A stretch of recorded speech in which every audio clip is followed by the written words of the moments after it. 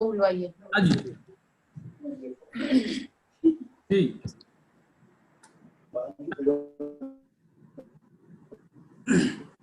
Yes sir. तो दास प्रकाश जी आप बोलिए इतने। हाँ जी, सुरेश जी जय क्या जिन थोड़ा नेट की प्रॉब्लम है, तब तक आप बोलिए। हार्दिक जय।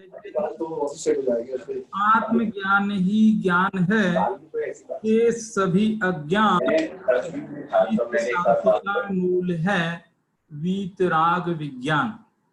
ये दो पंक्तियों में मैंने विश्व शांति की कामना व्यक्त की है।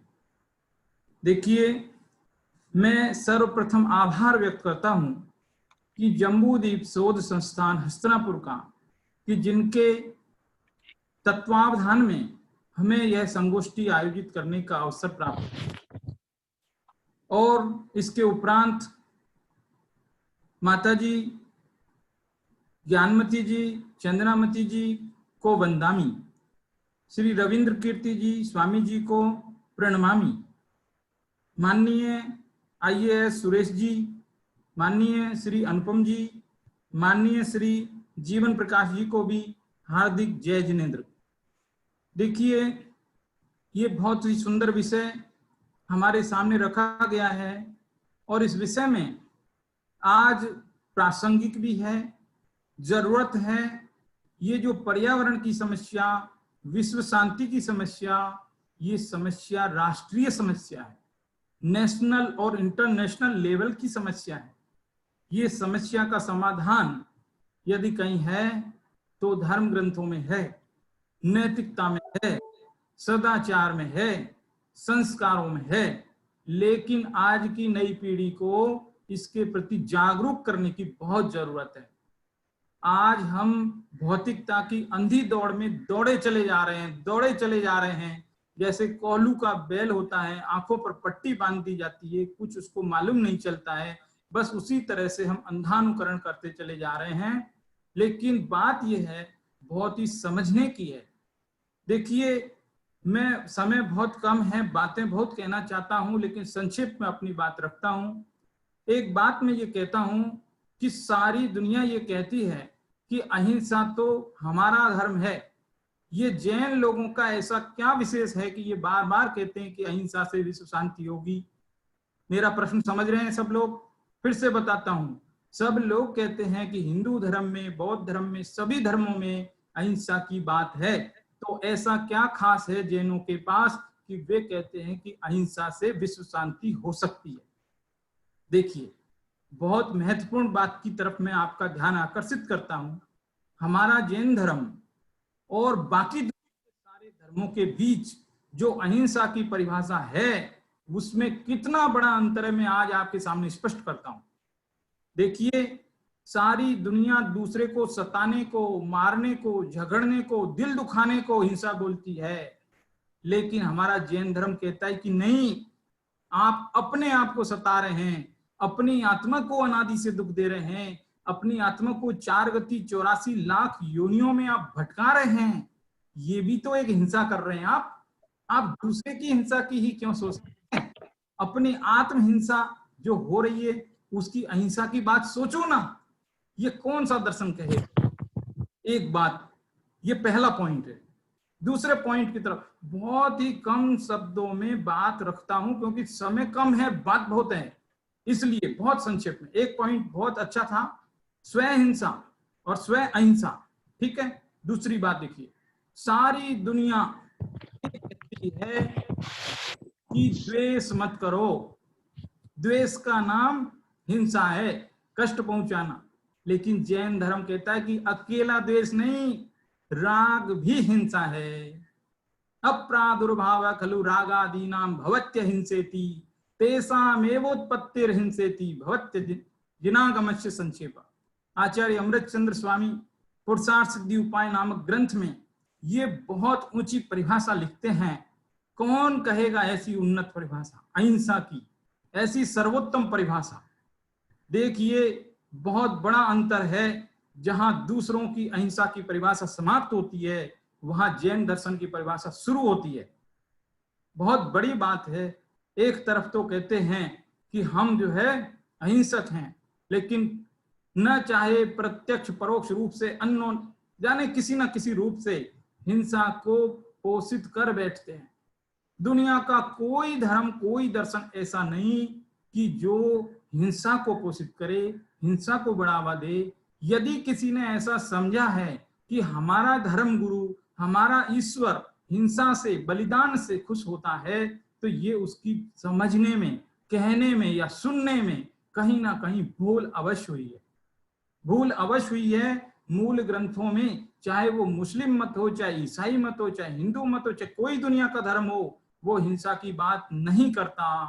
अरे जो हिंसा की बात करे वो धर्म कैसा, वो धर्म हो ही नहीं सकता। प्राणी मात्र की अहिंसा की बात करने वाला ही सच्चा धर्म है। ये इसलिए कहा कि अहिंसा परमो धर्म।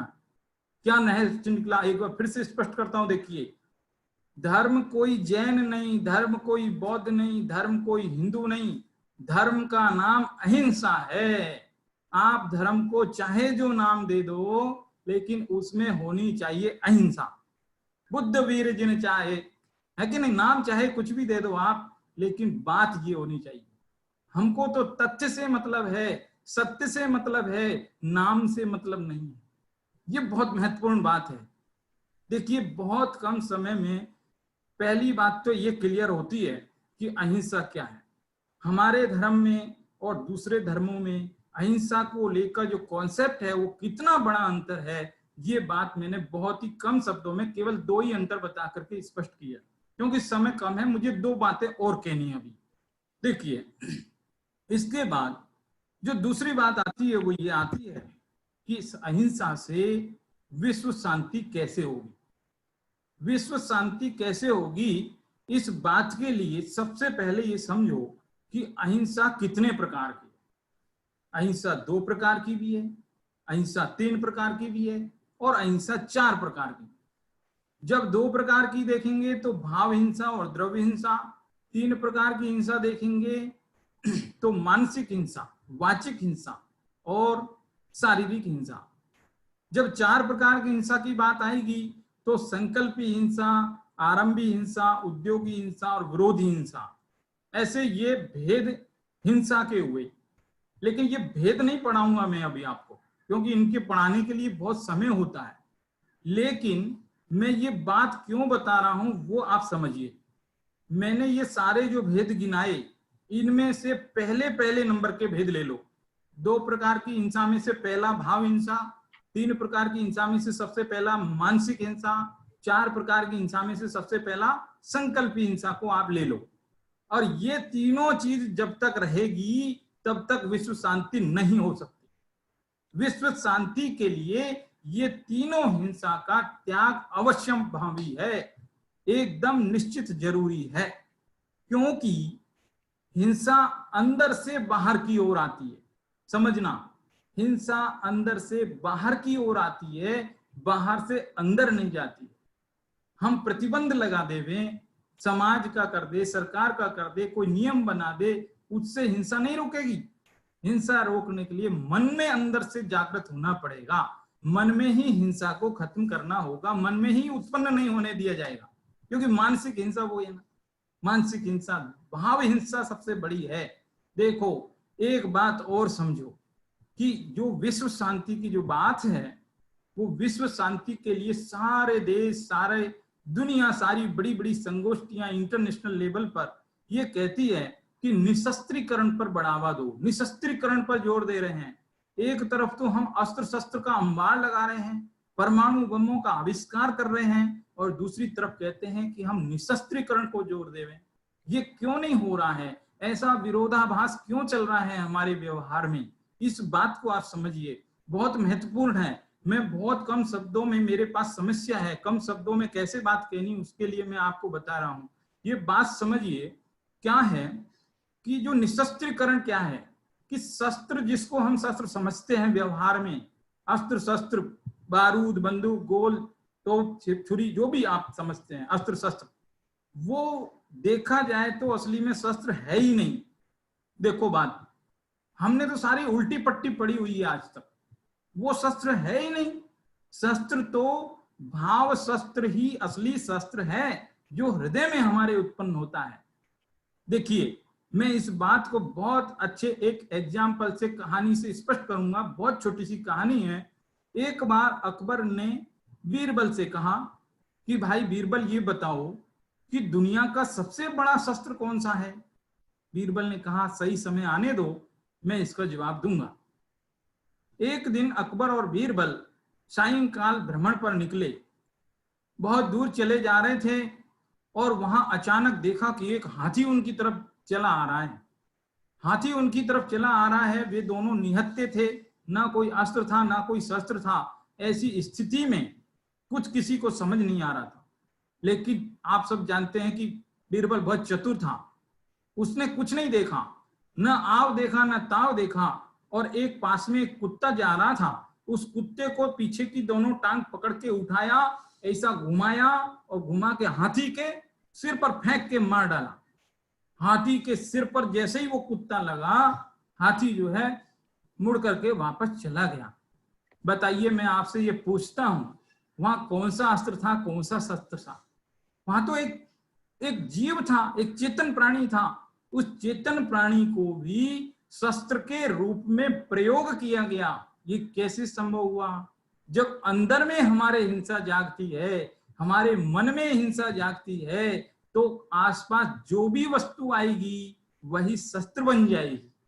शस्त्र कोई पैदा नहीं करने पड़ते, शस्त्र किसी आयुधशाला में नहीं बनाने पड़ते, शस्त्र तो हमारे हृदय में बनते हैं। हमको यदि विश्व शांति चाहिए तो हमारे मन को शुद्ध करना पड़ेगा, हमारे हृदय को पवित्र बनाना पड़ेगा। हमारे मन में किसी प्रकार की दुर्भावना आनी ही नहीं चाहिए। ऐसी बात जैन दर्शन कहता है। बहुत ही ऊंची और सर्वोत्कृष्ट बातें ये जैन दर्शन कहता है, जो हमको अन्यत्र बहुत ही दुर्लभ है। बहुत कम शब्दों में बहुत सारी बातें कहने के लिए भी बहुत सोचना पड़ता है। देखिए, ये तो हमने आपको सिर्फ विश्व शांति की जो बात बताई है। अब देखो, मैं आपको दूसरी बात की तरफ ले चलता हूं, पर्यावरण की विशुद्धि। जैसा कि हमारा विषय है ना, अहिंसा से विश्व शांति और पर्यावरण विशुद्धि, ठीक है? तो अब पर्यावरण जो विशुद्धि की बात मैं करूं, तो आपको मैं एक बात छोटी सी बता दूं कि जो यूजीसी की जो परीक्षा होती है, नेट परीक्षा, पूरे देश के नेशनल लेवल पर, विश्वविद्यालय स्तर पर, उस नेट की परीक्षा में कोड नंबर 60 से जैन दर्शन की परीक्षा होती है। उस जैन दर्शन की परीक्षा में ये प्रश्न पिछले कई साल से बराबर आ रहा है। उसमें 4 ऑप्शन, मल्टीपल चॉइस होते हैं। तो वहां पर ये ऑप्शन आता है कि जो पर्यावरण की रक्षा के लिए जैन दर्शन में जो श्रावक के 12 व्रत बताए गए हैं, उन 12 व्रतों में से कौन सा व्रत ऐसा है कि जो पर्यावरण की रक्षा पर सबसे ज्यादा बल देता है? ये प्रश्न पिछले कई साल से आ रहा है, मैं खुद देख रहा हूं इस बात। तो मैं आपसे ये कहना चाहता हूं कि जो हमारे यहाँ पर 12 व्रत बताए हैं, उनमें से एक का नाम है अनर्थ दंड व्रत। क्या नाम? अनर्थ दंड व्रत। अनर्थ यानी बिना प्रयोजन की, अर्थ कहते हैं प्रयोजन को, तो अनर्थ यानी बिना प्रयोजन की कोई भी क्रिया नहीं करनी चाहिए। यदि आप बिना प्रयोजन पंखा चलाएंगे, बिना प्रयोजन पानी फैलाएंगे, बिना प्रयोजन धरती खोदेंगे, तो इससे आपका पर्यावरण अशुद्ध होगा, चारों ओर विषैली गैसें फैलेंगी, बहुत बड़ी समस्या हो जाएंगी। तो इस तरह से हमारे जैन दर्शन में सबसे पहले तो ये कहा, आप अनावश्यक कोई ऐसा काम मत करो हाँ बिल्कुल, मैं मानता हूं, बराबर, अनर्थ दंड विरति, ठीक है? तो ये एक बात यहां पर ये बताई। अब आप देखो कि सिर्फ एक ही व्रत नहीं है, कदम कदम पर जैनाचार्यों ने हमको ऐसी शिक्षा दी, ऐसी बातें बताई है। आप एक चीज और देखिए, हमारे 12 व्रतों में देखिए, हमारे जीवन में ही, हमारे आचरण में ही ऐसी बात है। दिग्व्रत, देशव्रत। क्या है ये दिग्व्रत, देशव्रत? दिग्व्रत, देशव्रत कहते हैं कि आप अनावश्यक भ्रमण मत करो, अनावश्यक आवागमन मत करो, अनावश्यक तेल मत फूको वाहनों का जाकर के। आप बहुत जरूरी हो तो जाओ, घर के नजदीक रहो, अपने कार्यालय की दूरी घर के नजदीक हो तो ज्यादा ठीक है। हालांकि इस पर बहुत विवाद है, बहुत प्रश्न है मेरे पास, उनके उत्तर भी, मैंने लेख भी लिखा इस विषय पर, अभी उनकी बात नहीं करते। कुल मिलाकर के हमारी जो जीवन शैली है वो ऐसी होनी चाहिए कि हम पर्यावरण की रक्षा कर सकें। इस तरह से बातें तो काफी है। देखो, 2000 वर्ष पहले आचार्य उमा स्वामी ने जो तत्वा सूत्र ग्रंथ लिखा उसमें भी पर्यावरण की रक्षा के लिए बातें लिखी है। पृथ्वी तेजो वायु वनस्पतयः, कि पृथ्वी वायु वनस्पति, तेज माने अग्नि है, और पृथ्वी वायु अग्नि जल और वनस्पति, ये 5 चीजें हैं। 5 स्थावर जीवों की रक्षा करने का संदेश 2000 वर्ष पहले बताओ हमारे ग्रंथों में लिखा हुआ है।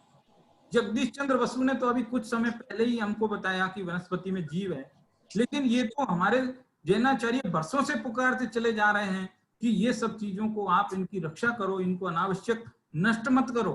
देखो कि हमने इन प्रकृति का दोहन शुरू किया, हम समस्याओं से घिर गए।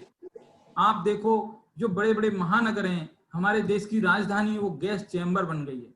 किस तरह से, हालांकि अब ये कोरोना ने कितना कुछ हमको सिखाया है, लेकिन हम सीखने वाले होंगे तो सीखेंगे ना, ये बात है। कहने का मतलब ये है कि जो अहिंसा है वो एक ऐसी प्रमुख चीज है कि वो हमको, अहिंसा से विश्व शांति भी हो सकती है और पर्यावरण की संरक्षा भी हो सकती है। चीजें हमको एक बार हमारे जैन दर्शन के ग्रंथों को खोल के देखना चाहिए, इनमें हमको सारी चीजें मिलेंगी। मैं आपको अपनी बात समाप्त कर ही रहा हूं और करते करते आपको एक संदेश देना चाहता हूं। एक संदेश ये देना चाहता हूं कि हम अपने जो सोमैया विश्वविद्यालय है उसमें जैन फिलॉसफी का एक डिपार्टमेंट चलाते हैं। उस जैन फिलॉसफी डिपार्टमेंट में बहुत सारे कोर्स हैं, जैन दर्शन के बेसिक सिद्धांत उसमें बताए जाते हैं, बहुत सारी बातें सिखाई जाती है। किसी को ज्यादा समय देने की आवश्यकता नहीं है, कम समय में भी पार्ट टाइम रूप से भी वो किए जा सकते हैं।